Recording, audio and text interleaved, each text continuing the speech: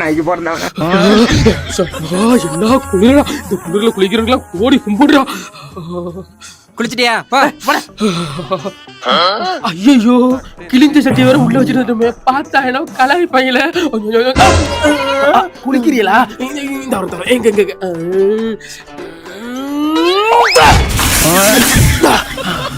டேய் பைத்தியக்காரா, அது வெந்நீர்ரா. பண்ணீரா? ஆத்தாடி, எனக்கு இனிமே எரிஞ்ச டீம் மாதிரி தான் இருப்பா. என்ன நிலைமைக்கு ஆனாலும் தெரியல. யாரும் பார்க்கல, குண்டி எலும்புலாம் வெளியில வந்துருச்சுடா. காலையில குளிச்சாதான் அப்படியே நிம்மதியா இருக்கு.